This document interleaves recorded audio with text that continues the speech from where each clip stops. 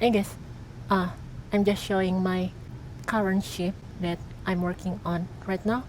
So this is one of the variants, and this is gonna be the Explorer variant. So just like the previous ship, it's meant to be like a PvP ship which doesn't sacrifice survival features.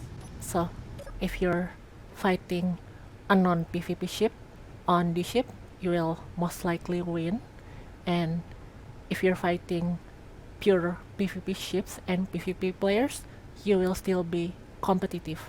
It has 19 artillery turrets, 6 railguns, 8 Gatling turrets, as well as, of course, one of the most important things in PvP, a lot of thrust or acceleration with decent protection and turrets line of sight.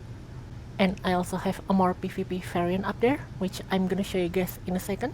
Obviously, there's a lot of things that's changed internally, but let's talk about the most obvious change first, which is the design. If you see both of these variants, you will see that they are both a lot more streamlined and less janky in design compared to my previous ship. It actually has less pure firepower, but it has a more balanced things in terms of how good it fights in PvP. So I start the video here because this is like my favorite spot on the ship. So down there, like down there, you have the main hangout area. It's very low on PCO, and right above it you can see through and walk to the bridge area.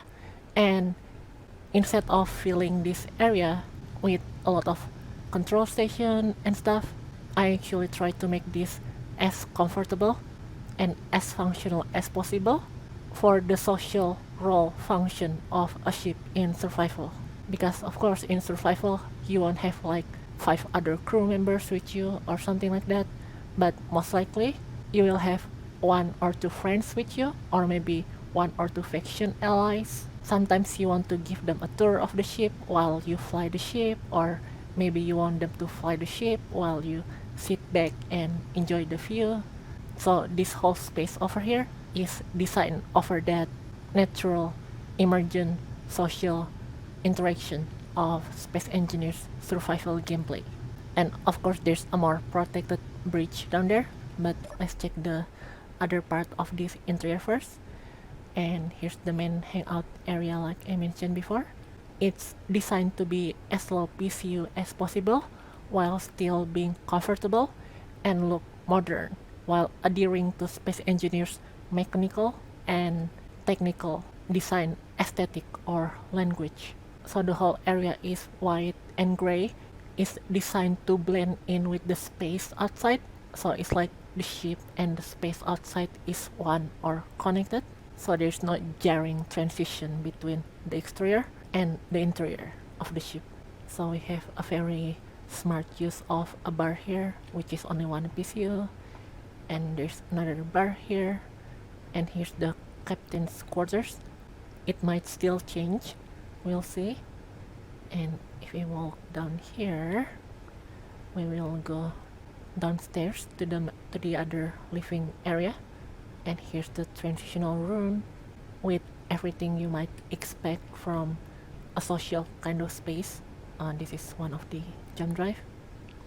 And the entrance to the ship has been redesigned to be more streamlined. So this is the pathway to the exterior of the ship. And if you go from in here, you will immediately greeted by the staircase as well as the entrance to the hangar. So the entrance to the ship has been redesigned to be more streamlined and sensible in terms of how you traverse the ship. Alright, so in the hangar we have some storage, some decoration, and a store block, as well as ATM. And the thing that's different from the previous ship is that now we have a contracts block as well. So the ship has all the necessary blocks to function as whatever you want in survival.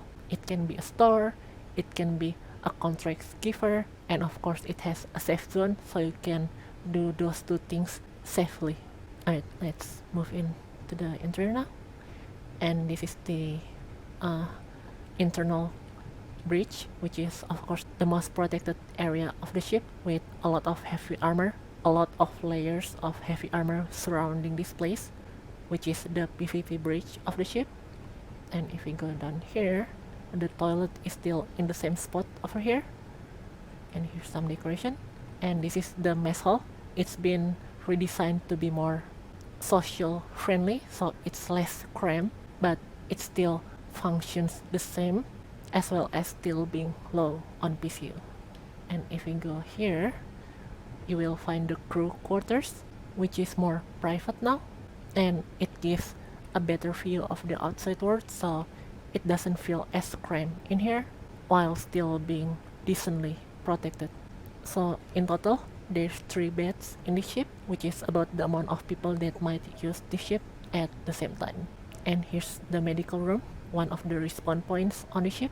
And back here, we have the lab, as well as the medical room. So this can fill in your roleplay function without reducing the ship's protection or increasing the PCU by much. And of course down here and over there, we have the backup control seats, just in case this one gets destroyed. So that's pretty much the change to the interior. I'm gonna show you guys the exterior now, and then I'm gonna show you guys the other variants of the ship.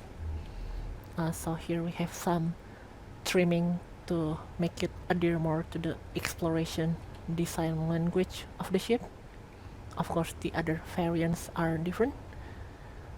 There's a lot of change, like I mentioned earlier.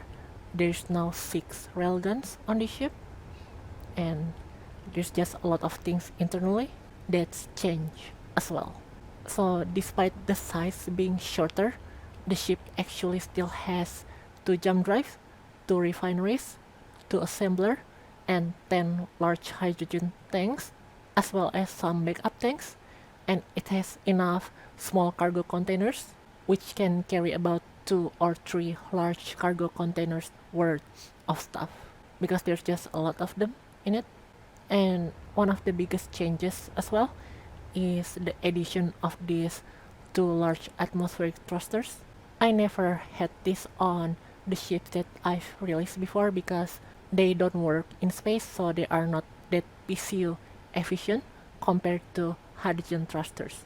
But what they give is that if we go to atmosphere, they will save fuel on the hydrogen thrusters or tanks, because they will work in conjunction with the hydrogen thrusters, and they will give us about 33% increase in atmospheric fuel time. So these thrusters, even though they use energy, they just give a lot more flexibility in terms of atmospheric missions of the ship.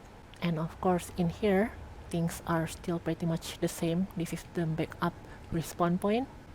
You can switch this with a medical room, and that will save you 170 PCU. But the thing about survival kit is that it also works as emergency production, just in case your refineries and assemblers get destroyed. So that's a choice that you can make if you make this ship.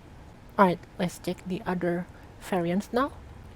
This is the Diplomat variant of the ship, which is less of an explorer and more like a standard release kind of ship. So it's pretty much the same ship as the one below, but with just some trim changes. Oh, by the way, I forgot to mention before that the ships have 2 small reactors now instead of just 1 to accommodate for more railguns. Oh, by the way, the bridge area is kind of different on the Diplomat and PvP variant compared to the Explorer variant.